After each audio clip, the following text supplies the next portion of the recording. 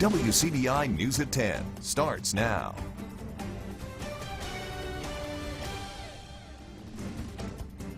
There's a nationwide call for gun reform as the community mourns 17 people killed during a mass school shooting in Florida. Thanks for joining us. I'm Victoria Bailey. Kenneth Craig reports on this tragedy from Fort Lauderdale, Florida. Hundreds took to the steps of a federal courthouse Saturday demanding change in national gun laws after a gunman went on a deadly shooting rampage at Marjorie Stoneman Douglas High School in Parkland. The tragedy is still surreal for students like Delaney Tarr. Our lives have changed from this point on, that there's no going back to the way things used to be. This community is vowing to honor the memories of the victims by calling on lawmakers to take action. If all our government and president can do is send thoughts and prayers, then it's time for victims to be the change that we need to see. Many of these demonstrators are calling for a ban on assault weapons, including the AR-15, the weapon Nicholas Cruz allegedly used to carry out the massacre.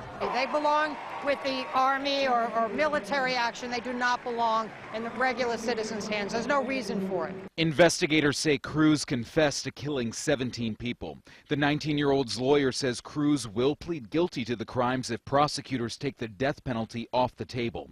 But the state attorney's office says it hasn't announced a position yet. Early next week, 100 of the victims' classmates plan to travel to the Florida state capitol to demand change. The kids who were actually in the shooting are the ones that are leading the change for once. It's not politicians or other people who are telling us what to do and how to think. We're the ones making the difference for once. These students say their Never Again movement is just the first step. Kenneth Craig, CBS News, Fort Lauderdale, Florida. Florida State Attorney said an announcement on its formal position will be made at an appropriate time. Well, police say the suspected shooter, Nicholas Cruz, used a popular assault rifle, the AR-15. Adriana Diaz went to a gun shop near the Parkland, Florida high school and found out just how easy it is to buy one. This gun store is a mile from the school where a gunman killed 17 people with an AR-15. Store owner Modi Adika. Let me give my condolences to all the victims and their families. But Adika says the gun isn't the problem. If you're going to ban these guns, it's going to prevent those law-abiding citizens from defending themselves. How quickly could I get one? You can fill this form up. We run your information if you are a law-abiding citizen, that we can sell you that gun. How quickly would that process take? The whole process can take no more than 15 minutes. And I would walk out of here with an AR-15? If you have a concealed license. Suspected shooter Nicholas Cruz didn't have a concealed carry license, so under county law, he had to wait 5 days after passing a background check to get the gun, which he bought legally at another store. AR-15s were used in 6 of the deadliest mass shootings since 2012. Some Parkland parents want to eradicate the AR. There is absolutely zero need for an assault rifle in this country. And I do think that our mental health system, as a former social worker, I think that we need help. Registered Republicans Glenn and Angela Goad say the shooting at their 14-year-old daughter's school has changed their view on guns. I'm embarrassed as a father and as an American that it took this event to make me have emotion about this, because the children of Sandy Hook were just as important as the children in Parkland. The couple told us that parents have been holding meetings to try to figure out how to bring about change. Here at the main memorial, people have been coming all day to pay their respects. Adriana Diaz, CBS News, Parkland, Florida. Well, the city of Columbus is putting the phrase "Big Brother's always watching" into action. As we reported Friday, city workers installed traffic cams at downtown intersections along 5th and Main Street. Here's a view from the newly installed cameras. The cameras are able to record 24 hours a day, and they serve as a reminder that you should follow the rules of the road.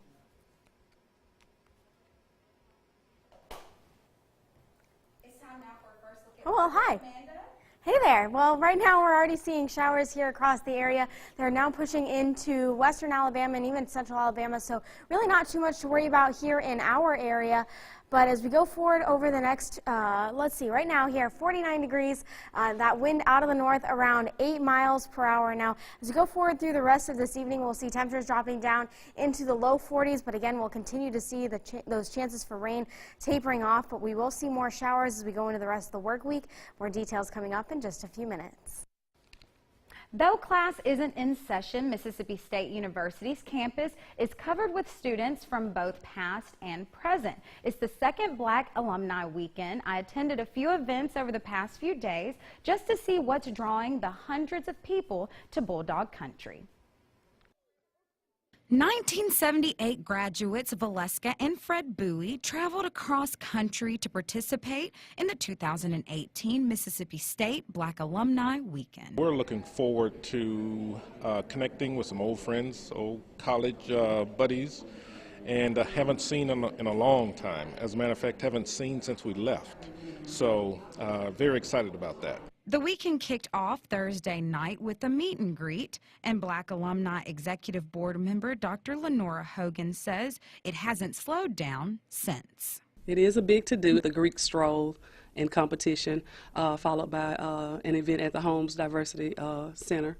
So just a few things going on with tours and presenting a few things to different people. And that's just on Friday. This weekend's events generated more than 700 former state students, which Hogan says will definitely leave an impression on the city of Starkville. Economically is tremendous because, of course, the registrants are booking rooms, and there are a lot of different things going on with the basketball games. There's a viewing of Black Panther tomorrow that the alumni will go to view together.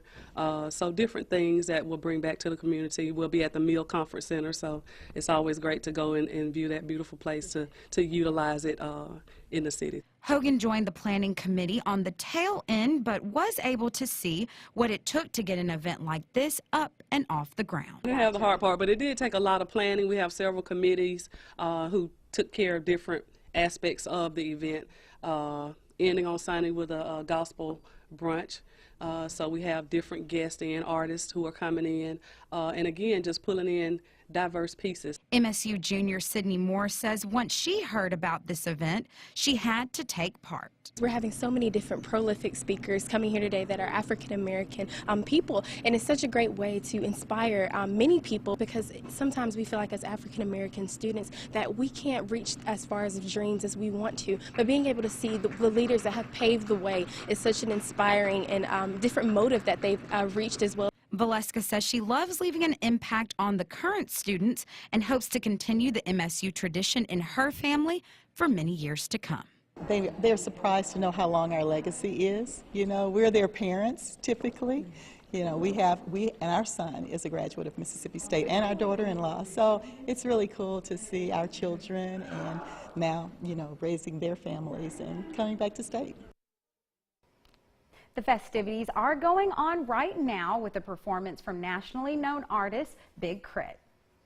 Well, the Columbus-Lowndes County Alumni Chapter of Delta Sigma Theta Incorporated has partnered with the community to bring businesses together. Today, the Omicron Epsilon Chapter of Delta Sigma Theta teamed up with the graduate chapter to hold their biannual Black Business Expo. The event helps promote Black-owned businesses in the community. It also allows businesses to build their networks and gain new clientele. Sabrina Brandon, the chapter president, says the showcase is intended to connect the community.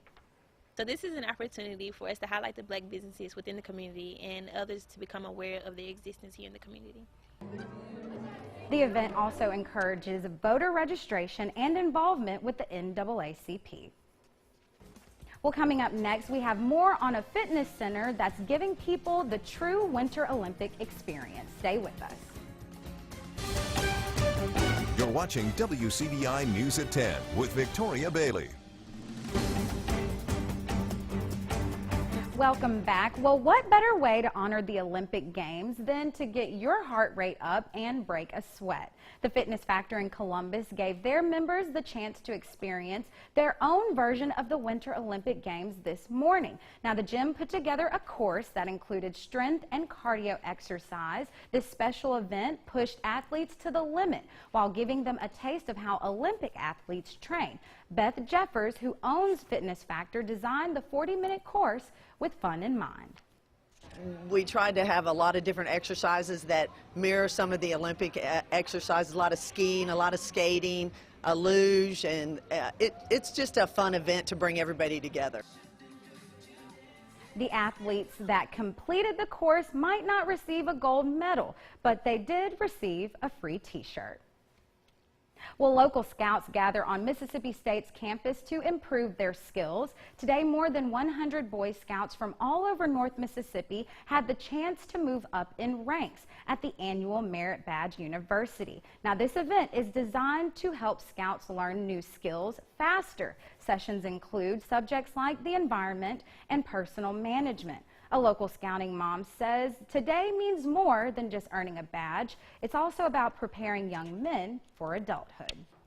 So really it's a safe place to learn, to make mistakes and then learn from them so that when they get ready to be grown, they've got a lot more skills in their back pocket. If your child is interested in joining the local Boy Scouts, visit the Boy Scouts of America's webpage to find out how. Well, we'll keep the clouds through much of the day tomorrow. We'll make it all the way up into the upper 50s, but more showers as well as a warm-up are in store for next week. More details on right after the break. Your first alert forecast with meteorologist Amanda Reynolds. Well, we kept the rain and the clouds through much of the afternoon. You can see a few raindrops on both the Columbus and the Tupelo cams from earlier this afternoon, but again, we were stuck in the clouds. The rain shower is now moving out of our area, just the last few bits right just south of Aliceville, so we'll be mostly clear as far as rain is concerned through the overnight hours. We didn't have any severe weather associated with this cold front, but we will be talking about severe weather through all of next week. It's Mississippi and Alabama Severe Weather Awareness Week, so we'll be featuring different types of storms throughout the day. We'll have more, I guess, coming up after a break. WCBI Sports with Tom Ebel. Two teams desperate for a W. Nothing would be sweeter for the Bulldogs or Rebels to get back on track with a rivalry win. It took overtime to settle part one. What can we expect in part two? We'll see if we can get these highlights in. It's been a little bit of a struggle here today. Oh, there we go. Ben Hallen and Annie Kennedy meeting up for part two of the rivalry series. Rebels, Bulldogs, let's get it going. Early on for Mississippi State, Eric Holman to Nick Weatherspoon in the corner for three. It'd be a three-point party in Starkville for the Bulldogs. Later on, Holman finds Q Weatherspoon, the brothers Weatherspoon, getting it done from beyond the arc. That's good. The Rebels trying to answer a Mississippi State run. Bruce Stevens with the triple from the corner, but back comes the Bulldogs. Q Weatherspoon kicked to Xavier Stapleton in the corner. He answers with a three of his own. Throw up the threes. That'd be the theme in Starkville tonight. But later on for Ole Miss, Markel Crawford, nice take inside, getting it off the glass to go. But more from the Bulldogs. Look at Lamar Peters with the filthy step back triple. My goodness, you can't guard me. He's got the head shake going on there. Later on, Peters finds Quindary Weatherspoon yet again for the triple. Q would finish with 16 points and 10 rebounds in this one. And just before the end of the half, Tyson Carter showing off the range, getting in on the three-point party. Bulldogs would lead by 21 at halftime. Here, Bruce Stevens throws it down for the two-hand jam, but it just would not be enough. The Bulldogs cruise the rest of the way, defeating Ole Miss 79-62. The Rebels have now lost 7 straight. The Bulldogs get off that 2-game losing streak. Here's reaction after the game. It's very frustrating for me. I hate it because I know, again, how hard it was to build it up. And I certainly hate to see it go down like this. I think it was a great win for us as a team, but as the rival, I think it was good for us to break the little 4-game losing streak we had with those guys. So it's just exciting to get that win, to get back over that hump against Ole Miss, and hopefully next time we play them again, we can start our own little winning streak. We played so hard and incredible defensively in that first half. Really exerted our will in terms of our defense, and then really took great shots, distributed the ball.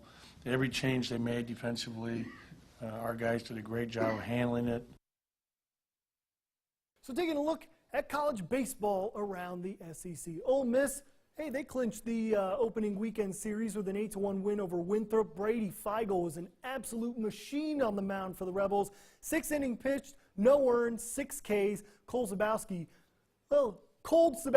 beat Winthrop 4-1. Zabowski with a 3-run jack, 4 RBIs on the day. Ole Miss will look for an opening weekend sweep coming up tomorrow. And then for Mississippi State baseball, the tough start continues. The Bulldogs are now 0-2 for the first time since 2001. Southern Miss with the W 7-4.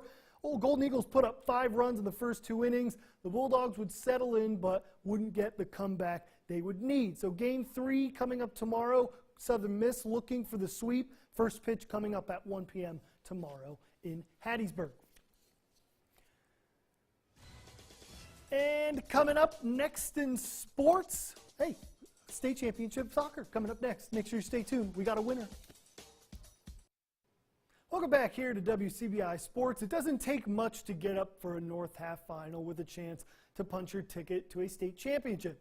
It definitely doesn't take much to get up when it's against your rival. To the MAIS AAA North Half title game in Batesville, Heritage Academy and Starkville Academy split the regular season series.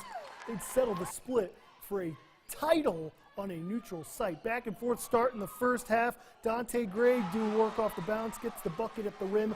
Pats take the early lead, but back come the Vols.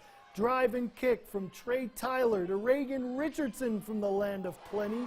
Heritage led after 1 though. So second quarter we go, more hard-nosed play inside. Josh Neal comes up with the block here, swatting on his house. That's the way you recover. Tyler Sticks playing through the whistle, hoop plus the harm. But this would be Heritage Academy's game, and the Pats started to shoot the Vols out of the zone.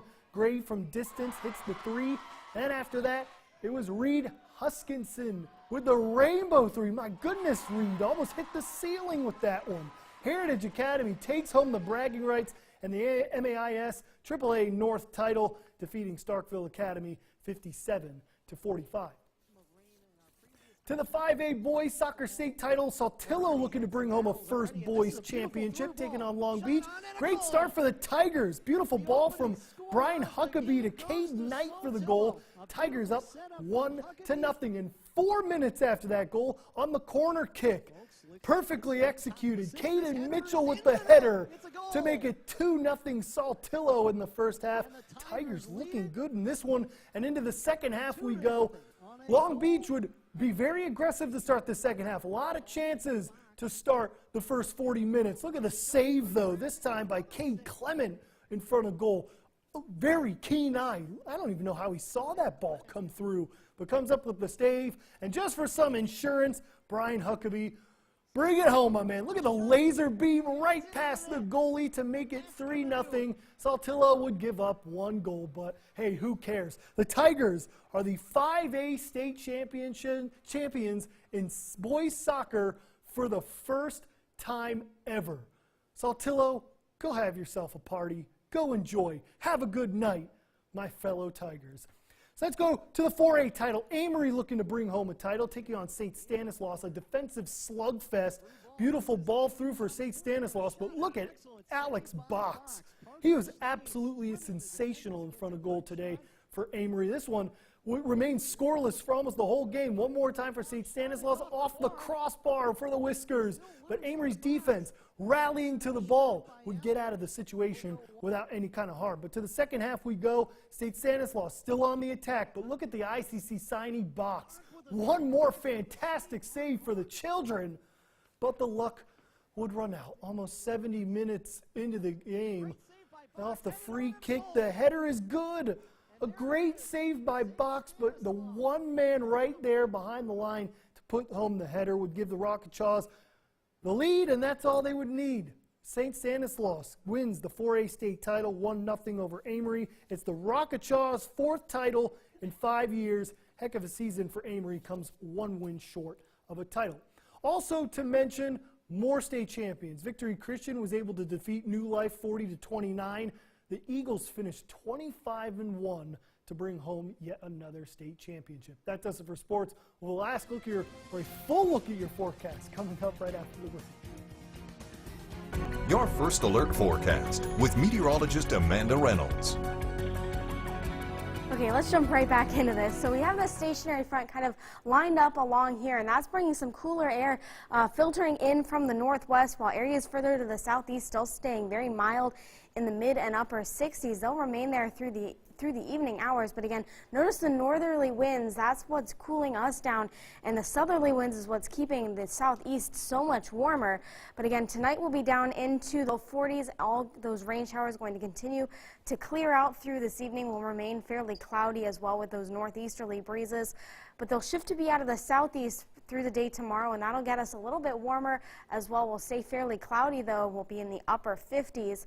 But the real warm-up starts as we go into the beginning of the work week. We'll be back into the 70s. We will still have some scattered rain chances, especially early in the week, but then Wednesday and Thursday, that's when we'll see the next big chance at some significant rain. We're still actually a little bit below normal as far as that's concerned, but here, notice the rain chances relatively low end for the next few days, but Wednesday and Thursday spikes up a little bit, and that's when we're expecting that more substantial rainfall. But again, here's those showers that we could see tomorrow. Not going to be anything widespread, not going to be like today, but we could see a pop-up shower or two, and a similar story for Monday as well. We'll keep those clouds and showers around through the early part of the work week before the majority of that builds in through the day on Wednesday. So again, here's that blob of moisture. We'll have another cold front that will come through Wednesday and Thursday. That's that moisture. But once that passes through, we'll actually see a bit of a cool down for Thursday, but ahead of that, actually going to be very nice as well. So again, tomorrow will be in the mid and upper 50s, by 70s by Monday, Tuesday, and Wednesday, and then we'll be back down into the 60s. But overall, not looking too bad. We'll take the mild temperatures. We will. Thank you so much, and thank y'all for joining us. We'll see you tomorrow.